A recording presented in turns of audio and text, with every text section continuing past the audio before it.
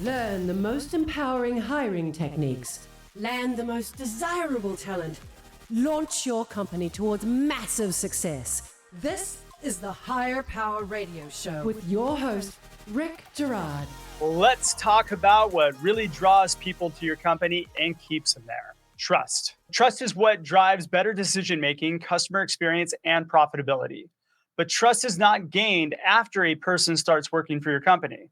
It is established during the interview process. You see, people's job mindset has evolved over the past few years, and we are now being judged throughout the process for clarity, purpose, and structural integrity.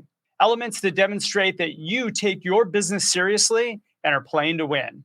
When hiring, start with the end in mind. Focus on retention with the intention of building trust through the experience for maximum engagement and long-term growth. I'm Rick Gerard, and welcome to the Higher Power Radio Show. We help entrepreneurs and executives win the strongest hires. We do so by sharing insights from top-performing rebel entrepreneurs, game changers, and industry leaders like our guest today, Mr. Ville Houttu. Ville is the founder and CEO of Vincit USA. Now, Ville helped Vincit Finland reach 350 employees and took it public on NASDAQ First North Marketplace. And after the IPO, Ville moved to California to start Vincit's local subsidiary.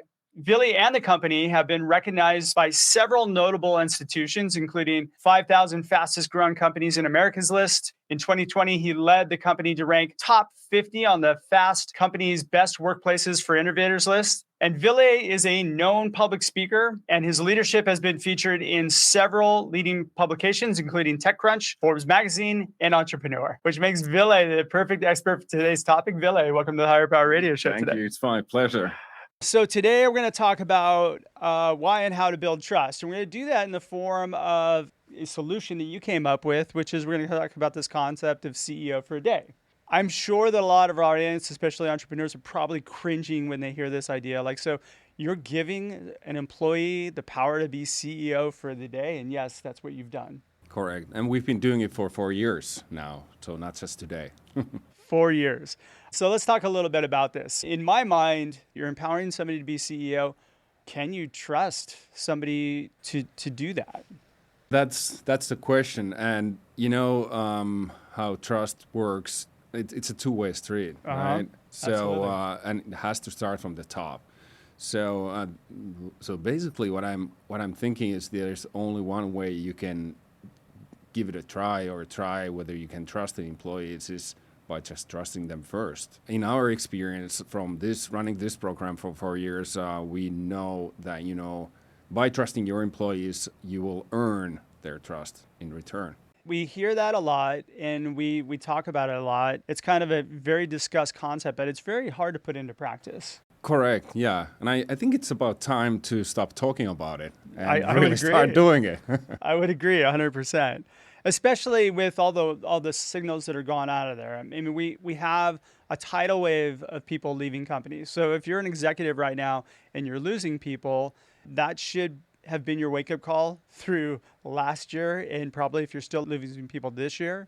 People are leaving companies because if you boil it down to the most important thing, it's trust, right? Yeah, and I think more importantly, it's the culture. So why people are leaving companies, they are looking for a culture that fits.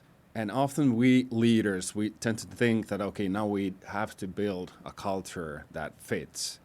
But the problem is we can't. So no one else can build the culture than the employees themselves. That is true. But I also believe that your values that you kind of instill into the culture, right, filter down to build out the culture, right? Correct, yes. So what the leader's job is to empower and trust. And the employee's job is to build the culture that fits. Because otherwise it's a guessing game, right? So we are trying to guess what the employees might need. Which is interesting because all you have to do is ask them and they'll tell you. Yeah, they do. I promise you. Yeah. No, and that's sort of the problem, and it's not even a cultural problem overall. You might think that Europe versus USA and this and that. Actually, what's taking place in the workplace, you have so many things under your responsibility that you don't really voice out your personal needs unless you have to. And that's why the CEO of the day is very powerful, because all the employees will get to be a CEO, but you can't really turn it away, and nobody has to go twice. So let's talk a little bit about this. So how has this been impactful to your company, or why has this been important to your company, and important enough for you to run it for the past 4 years?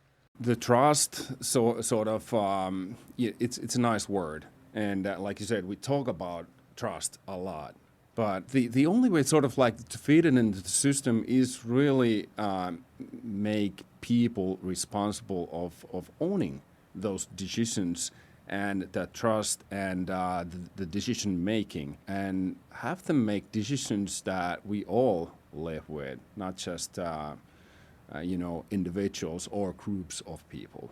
Well, I think also you're keeping people engaged. The truth is, like, it's our job as leaders to make sure that our people are happy. And if they're happy, then they're engaged. And if they're engaged, then everything elevates within the company. Profits, growth, everything. Yeah, that's how we see in the market. So, and if you look at the U.S. labor statistics data today, most employees are actually over half of your employees are disengaged today. And think about sort of you brought up a good point of the performance or of the company and the business. Think about the situation where your employees would be fully engaged, not disengaged, which is the situation today. Any tools that lead us towards that goal, I think, will be worth it. What has it done for your business? How has this spurred growth for Vincit? We've been in the United States for 5 years now, and we started with zero revenue, as most young companies do. And last year we went over 10 million in revenues. And that's in only 5 years. We were also named one of the best workplaces for innovators by the Inc. magazine. And we also made it to the precious Inc. 5000 list of fastest growing companies. Our growth last year was 65%. 65% growth. Yes. And you've been consistently doing that year over year? Yes. So we've been growing year on year, and that was the last year number, and we're going to be much higher this year, obviously. So it's a continuing trend, but it's the growth and profitability, they are very loose targets. They are not meaningful to employees, and they might be, the shareholders, they appreciate that, Of course. But so our goals should be in something else. In our case, our KPIs are employee satisfaction and client happiness. Those are great KPIs to build into your company. All right, you're listening to the Higher Power Radio Show. I'm your host, Rick Girard. For our podcast listeners, we're going to take a quick educational moment from our sponsors. Hey, check out stridesearch.com. There you'll find a link to order your copy of Healing Career Wounds. Let it be your guide to winning the strongest hires for your company. Our guest today is Ville Houttu, CEO of Vincit USA, and we're talking about trust. Now, you had a really creative way in which you guys have been able to build trust into your company, which you call CEO for the Day. First, lay out for me what CEO for the Day is. Yeah, CEO of the Day is a program where we select one employee to be CEO for a day. And he or she can make one decision with unlimited budget, as long as it makes our workplace better. Okay, so that's the only parameters. That's as long as it benefits the workplace of the company. Correct. Okay, so let's say I'm a salesperson. I'm thinking, hey, I'm CEO for the day. What if I wanted to buy a Ferrari so I can go impress all the clients? And then I think you might, as the CEO of the day, ask yourself, how does it make our workplace better? So does it really make the workplace better if one guy has a Ferrari by the company? What if it's the company Ferrari? And that's a better concept. Yeah. But then again, what we've seen during the 4 years is that people really use the company money as they would use their own, and they don't put all. If Ferrari costs, what is it, for $500K? They don't. I don't think they put that kind of money into one investment, as in they can get so much more that will actually make the workplace much better for the other workers. So I think if you were the one who actually said, well, I'm buying a Ferrari for the office, you'd probably get a lot of backlash, I would imagine. yeah, you would imagine I would too. So how did you come up with this concept? This concept actually came from an employee. I can't really own it. I implemented it. Yeah, we are in 2018, and it's time for John, one of our software engineers, to have his annual performance review. So he sent me a calendar invite to the review with a pretty cheeky title, I have to say. It said, "Promote John to CEO." And I thought, well, that's a wild idea. Yeah, I like him too. And so, but sort of like, first, obviously, I'm struggling because I'm thinking, this guy has a lot of nerve, thinking he can do my job. But of course, on the other hand, what if I do it? And do I throw him under the bus, making him unlike it? What if he makes a decision that people don't like? Or on the other hand, what if people like him more and want him to continue as the CEO? Yeah, there's a struggle there, right? So we went back and forth, and I discussed with my leadership team, who were obviously concerned, as you might imagine. And but it's one of those things where when you can't decide, sometimes maybe means yes, and we wanted to give it a try, and so we made John CEO for one day, and I told him, you can do whatever. So you get to park in your parking spot. No, let's not talk about it. I'm a cyclist. My bike has a spot. Okay. But yeah, so he made one decision. He decided to get beanbag chairs to our lounge instead of the chairs that I bought. So he so got rid of the chairs that you guys had and got beanbag chairs. Yeah, so we have beanbag chairs, and I hate beanbag chairs. But I was gonna say they're like really difficult to get out of sometimes. Yeah, but they're great if you just want to Netflix and chill. But right, yeah, well, it splits people into two different camps. But the thing is, we spoke about trust before earlier. So that was the moment. Like, we built a new level of trust, much stronger than ever before in that moment, because I trusted him with a big responsibility, and he trusted me not to judge his decision, even though it was against my personal preference, clearly. So that experience taught us a lot, and that's why we started doing it. It's every month we have one CEO of the day decision. I would imagine after a while, it's now a competition who can come up with the best decision. Sure, and we do. Is it or no? We do encourage discussion with among the colleagues. Mm-hmm. So it's that's healthy. I do not get involved, and I do not approve or. So it's a surprise to you. It is. Yeah. Okay. And it's always an exciting moment, almost like a Christmas Eve to me. Once a month to see what's coming up, But yeah. Are you going to get a lump of coal in your stocking, or are you going to get some goodies? Yeah, exactly. They come with really, really good initiatives.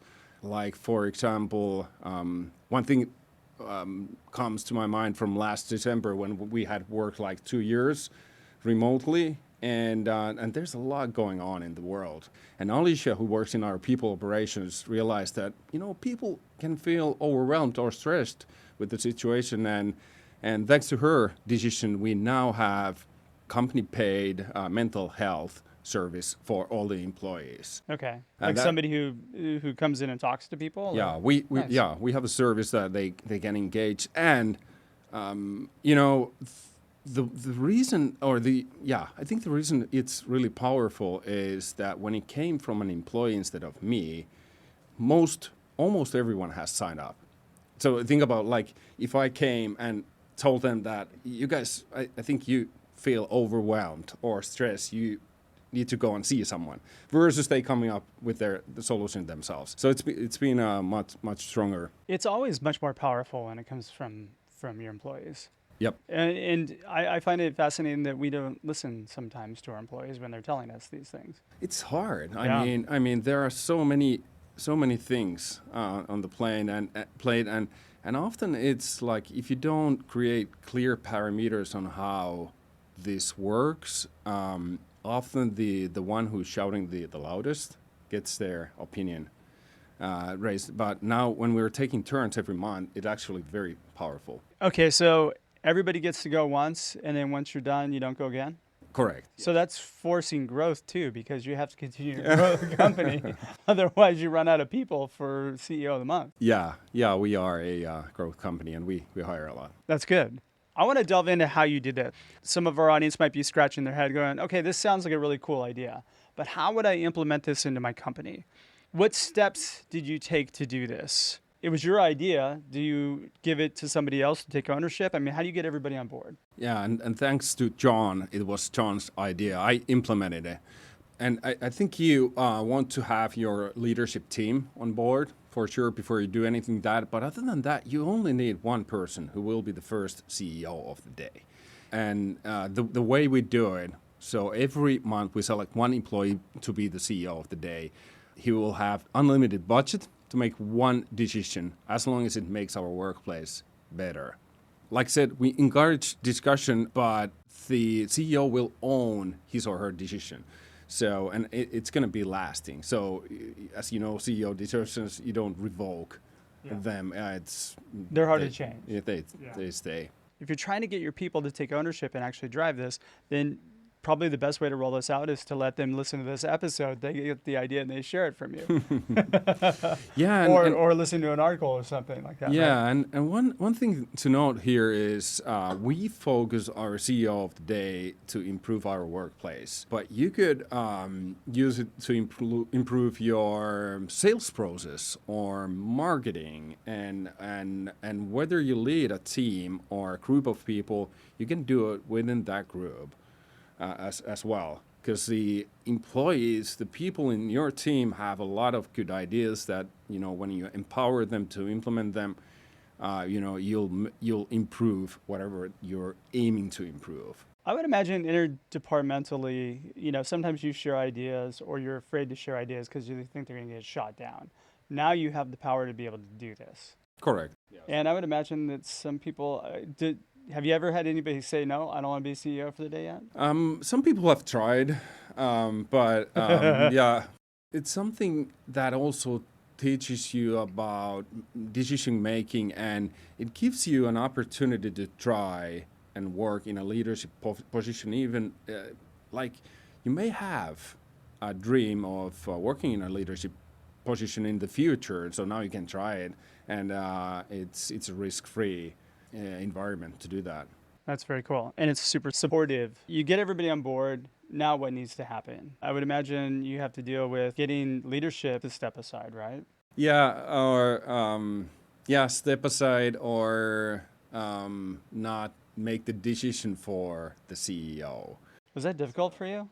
It's super difficult. I reply with 2 words, no comment. I leave it at that. It's very hard because obviously, whatever the decision is, I typically have an opinion on it, so I want to stay away. But that's the only true way. Well, what about the other leaders in the organization? You've got to get them on board with them not saying anything either, right? You've taught all of them to say no comment. Yeah, there's very little managing in our company, so I don't really know what they talk about or discuss with the employees too much. But this is I think this is something that's continuously evolving and improving even the process itself. How did you present this to the other leaders in the organization now, your other stakeholders? Yeah, so our leadership team, obviously, when I told them about the idea, the scenarios they came up with were obviously the worst. Like somebody's going to buy a Ferrari. Yeah, and because leaders are very good at trying to figure out why not to change things and keep everything stable. But when we started mapping out the different scenarios and looking at also the positives, the empowerment, we did research on the topic and couldn't find anything similar anywhere else. Sort of like I said, we had a lot of pros, a few cons that were a little concerning, but decided to go ahead and give it a try. And that's, to be brutally honest, that's what we did. We gave it a shot, and it's working. It's really working. You almost have to have everybody agree that, hey, look, you're not going to give any approval on this. I mean, it's basically, it's your decision. We all step aside and we support you. Yeah, I mean, I don't think anyone feels like a CEO if they have to ask decisions or approvals for, whether we get snacks or beer kegs to our office, which have both happened. We have a lot of, fruits and what else? Well, like we actually have 2 beer kegs because the one is for IPA and the second one is a monthly subscription. But, CEOs typically when they make decisions like that, they don't ask for approvals. It's they are mandated to do so if it improves the workplace. And by the way, now, for all the HR people, we also have a company-paid Uber taking employees home after the beer tasting, so it's safe. That's good. Okay, so we had to get everybody on board. Then you basically had to get the management team to kind of step aside and allow this to happen. And then your third step would be what? Having the person take ownership? Yeah, so we have a monthly meeting, all-hands meeting, where the CEO of the day reveals his or her decision. And the way we do it, it's actually in a storytelling format. So we set the stage, we describe the problem, solution, and an outcome. So there's also an element of presenting and describing your decision, not just I decided this, but more like setting the background. And that's typically how CEOs explain when they make big decisions. So there's an element to that. But once the decision has been made, it's time to implement it. And that's something that you as a CEO often forget. So our new CEOs of the day forget that, okay, how do I make this happen? Oh, so they come up with the idea, and then they're also driving to implement Correct. the idea. Yes. Okay. So they're not just handing it off to you to drive. No. So that becomes a project for them, essentially. Yes, correct. And it's interesting. Another example I always think about is Sean, who's our Arizona-based programmer. And now many of the employees in the United States, we still work remotely. And he really likes to work from home, but he doesn't love cleaning the home. So what he decided is that our remote employees now have $100 per month reimbursed for cleaning services. So it's much more productive and enjoyable to work from a clean home instead of a home that hasn't been cleaned in a while. Yeah. And yeah. I've been on some Zoom meetings where you see stuff in the back. Right, but it's something you don't think about. Yeah, but it was a great thing that came from someone who do. And he's probably happy now, right? Absolutely, yeah. Has somebody coming in and taking out the trash weekly and getting rid of the pizza boxes. Oh yes, and we all are happy. We're using that benefit for sure. You're having them in Zoom meetings going, wait, can you get rid of that pile behind you? And what I hear often is like, okay, you guys are crazy. You spend a lot of money on this. This is a very expensive program, and we actually calculated it out, and we haven't spent one single penny more than we would have otherwise spent while keeping employees happy, healthy, and engaged. You can tie that back to the fact that you have a really low attrition rate, right? Yes. But I think you can tie it back to the fact that, we are very efficient in spending the money on something they really need, because these needs, they come from employees instead of them coming from us. So we are not trying to guess what they might need. We know precisely what they need, and we spend the money there. That's fantastic. I think you've given us some really good ways in which we can roll it out. I mean, really, to me, I'm summarizing it up as you make the call, you get everybody on board, and then get management team to bow to the decisions, and then essentially you're giving ownership, and they make and drive the whole decision. I love what you're trying to do. You're trying to create the rules, but the whole idea of the initiative and the program is not to create rules. So we empower and we let them to create the rules. You still have to create a structure around it. I mean, you have the rule that you can't. Correct. You have to spend it on something that's going to make the workplace better. Yes. Look, if I was working for you, I would have had a new Ferrari. Yeah, already. yeah. I'm just playing with. And then you probably would have canned me. Yeah, but here's the other thing: if you start adding too many boundaries around it, too many policies limiting the fact, setting a budget even for the decision, it doesn't work anymore. Because nobody feels like a CEO if you have $20 to spend or $40, or let's say if you gave them a budget of $5,000, that's exactly what they're going to spend. And that's why the budget has to be unlimited. That's a really good point. All right, shoot, we're getting pretty close on time, Ville.